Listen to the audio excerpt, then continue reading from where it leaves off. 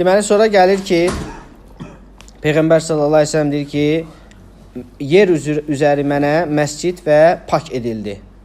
Və həmçinin mənim ümmətimdən kimə namazın vaxtı çatarsa o namazını qılsın. Başqa bir rivayətdə gəlir ki, hər bir müsəlmanın yanında nə var? Həm məscidi var, həm də paklana biləcəyi bir, yəni tahur ola biləcəyi bir şeyi var. Torpağı var. Yəni harda torpaq varsa, sən deməli orada nə olarsan, təmizlənə bilərsən. Harda həmçinin harda olursan olsan sən orada namazını qıla bilərsən. İndi istisna yerlər var, onları da qeyd edəcək. Deyik, "Fə indehu məsciduhu və tahuruhu." Yəni onun yanında məscidi də var, təmizlənə biləcəyi bir şey də var. Ya sudur, ya torpaq. Yəni müsəlmandan gedir bu söhbət ki, harda olursan ol, onun məscidi də var, təmizlənəcəyi, tahur olacağı şey də var. Ya su var, ya torpaq var. Vəssalam. Namazı alırsan, namazı qılırsan. Su yoxdur, təyəmmüm alırsan, namazı qılırsan. Bizdən öncəki ümmətlər isə halları belə deyildi. Onlar namazı ancaq su ilə qılırdılar. Və xüsusi yerlərdə qılırdılar ibadətlərini. Bax, bizdən öncəki ümmətlər namaz üçün təmizlənəndə ancaq su ilə təmizlənə bilərdilər və ibadətlərini də müəyyən olunmuş yerlərdə eləyə bilərdilər. Əgər onlar deyil, səfər eləyərdisə onlardan biri harasa, artıq ibadətlərini eləmirdi. Ta ki qaydana kimi. Qaydayandan sonra onun üzərinə vacib idi ki, qaçırdığı bütün namazlarını geri qaytarsın. Bütün ibadətlərini təzədən yerinə yetsin, təyin olunmuş yerdə. Amma bizim ümmətə necədir? Hara gedirsən get, təmiz bir yer tapırsan, namazını qılırsan. Əvvəlkiləri ancaq su ilə təmizlə bilərdi. Bəli. Əvvəlkiləri torpaqla təyəmmüm yox idi. Ancaq su. Və həmçinin namazlarını ancaq təyin olunmuş yerlərdə qıla bilərdilər. Məsəl üçün məsciddə. Məsciddən çıxdı, başqa yerdə qılamaz. Dağa getdi, namazını qılmır. Dənizə çıxdı, namazını qılmır. Ta qaydana. Qaydandan sonra nə edir? Başlayır o səfər müddətdə tərk etdiklərinin hamısını qaytarıb qılmağa. Bəli, amma bizim ümmətdə nədir? Allah Subhanahu rahatlaşdırıb. Və həmçinin bu hədisdə o dəlil var ki, hər bir şeylə təyəmmüm etmək olar. Hətta onun üzərində torpaq olmasa belə. Yəni yer üzərində olan bir şeylərlə, daşdır və s. qumdur, bunlarla neysən, təyəmmüm ala bilərsən. Və həmçinin əsl yerin təmiz olmasıdır, pak olmasıdır. Əsl budur. Əsl budur ki, yer üzəri nədir? Pakdır, təmizdir. Və həmçinin bu hədisdə dəlil var ki, insan hər yerdə namaz qıla bilər. Ancaq o yerlərdən başqa ki, o yerlərdə qadağan gəlib. O yerlərdə qadağan gəlibsə, orada namaz qılanmaz. Amma digər yerlərdə onun namaz qılması nədir? İcazəlidir. Və namaz qılınmasının icazəli olmayan yerlərə gəldikdə isə onlardan birincisi nədir? Qəbirstanlıq. Qəbirstanlıqda namaz qılmaq olmaz. Çünki insan orada həmən bu ölülərlə fitnəyə düşə bilər, şirkə düşə bilər və s. Və həmçinin buraya qəbir adlandırılan hər bir şey buraya daxildir. Hətta orada ölü bastırılmamış olsa belə. Tutaq ki, bir yer qəbirstanlıq adlanır, qəbir adlanır, amma orada qəbir yoxdur. Amma qəbir adlanır. Orada da namaz qılmaq olmaz. Və ikinci yer, nəcasətli olan yerlər. Haradakı nəcasətlər var, murdardır, orada namaz qılmaq olmaz. Ya təmizləməlisən, ya da ki, başqa yerdə qılmalısan. Nəcasət olan yerdə namaz qılmaq olmaz. Və üçüncü yer, dəvələrin yatdığı yer, dəvələrin tövləsi deyək də. Dəvələrin qaldığı yer. Orada namaz qılmaq doğru deyil, olmaz. Amma onu da bilmək lazımdır ki, ora nəcasət deyil. Nəcasətliyinə görə deyil. Dəvənin yatdığı yer, qaldığı yer nəcasət hesab olunmur. Əti yeyilən heyvanlardandır. Əti yeyilən heyvanların peyni və sidiyi də nəcis hesab olunmur. Yəni burada orada namaz qılmağın icazəli olmaması dəlilə bağlıdır. Peyğəmbər sallallahu əleyhi və səlləm deyir ki, orada namaz qılmayın. Necə ki, ətinin dəstəmazı pozması kimi. Əti halaldır, düzdür. Amma digər ətlər dəstəmazı pozmur. Qoyun əti, mal əti, toyuq əti və s. yeyirsən, dəstəmazın pozulmur. Amma dəvə əti yeyirsənsə, dəstəmazın pozulur, dəstəmazı yeniləməlisən.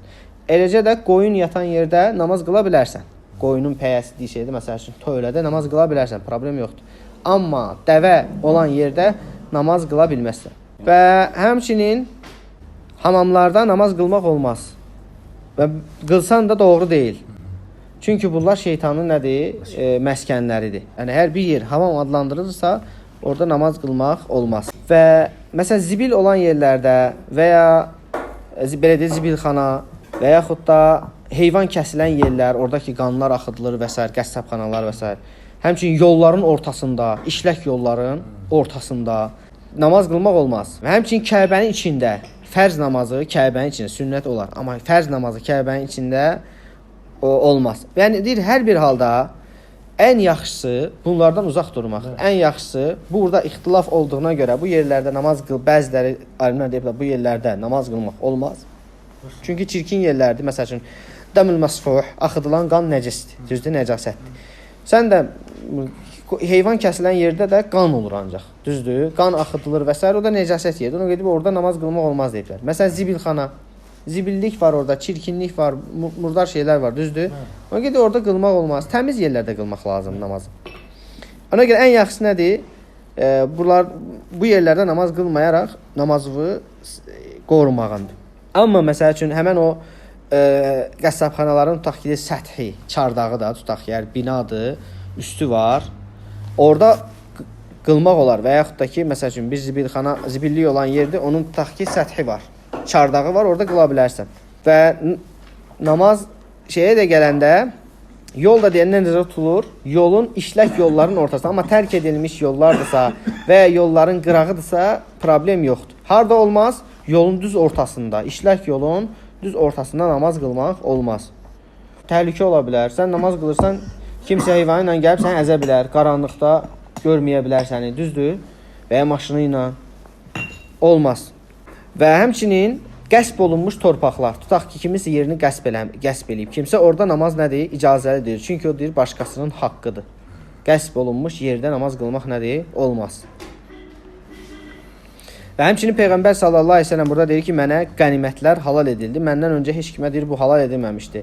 Və bu da bu ümmətə xas olan işlərdəndir. Bu ümmətə xasdır. Allah Teala tərəfindən bir neymətdir, rəhmətdir. Allah Azze və Cəllə bilirdi ki, bu ümmət o qənimət üçün savaşmaz. Ki, qənimət əldə eləsin deyə savaşmaz. Bu da onların ixlasına görədir. Amma məsəl üçün kim qənimət əldə eləmək üçün savaşarsa, onun artıq savaşı nədir? Batil orada, yəni artıq o qənimət üçün. Yəni bizdən öncəki ümmətlərə bu tamamilə haram edilmişdi. Ona görə onlar qənimət üçün savaşmırdılar. Sırf Allah üçün savaşırdılar. Amma bizim ümmətə bu halal edildi. Bu niyə görədir? Bizim ümmətdə olan ixlasın güclüyünə görə. Yəni ki, onlar onsuz da onun üçün eləmirlər, amma Allah əlavə olaraq onlara bu nemətləri verir. Torpaq qənimət sayılmır. Yəni qənimət savaş zamanı əldə edilən şeylər, bəli. Məsəl bir mal, silah və s. onlar qənimətdir, bəli. Və Peyğəmbər sallallahu əleyhi və səlləm hədisdə buyurur ki: "Və cu'ilə rizqi tahta zilli rumhi." Mənim deyir ruzim, mənim nizəmin kölgəsində edildi. Bizim ümmətdən öncəki ümmətlər deyir, savaşdan sonra qənimətləri bir yerə toplayardılar. Əgər deyir, o qənimət onlardan qəbul olunardısa, ora bir od düşərdi, ildırım və s. onu yandırardı. Səmadan od düşüb onu yandırardı. Məhv eləyərdi onu, yox eləyərdi. Yox, əgər qəbul olmazsa, od düşməzdi, onu yandırmazdı. Və keçmişdə qurbanların da kəsilməsi bax bu cürüdür. Qurban kəsib özləri ətini yemirdilər. Qurban kəsirdilər, sadəcə gözləyirdilər. Əgər Allah tərəfindən qəbuldursa, o bir ildırım düşürdü, od düşürdü, onu yiyirdi, yox eləyirdi. Adəm əleyhissalamın övladları qurban kəsəndə ikisi də qurban kəsir. Kiminki görək qəbul olacaq deyə. Birininki qəbulu od düşür, onu yiyir, yox eləyir. O birisininki yox. Onun əlaməti o idi. Ondan sonra Qabil Habili öldürür. Niyə? O şeyə görə.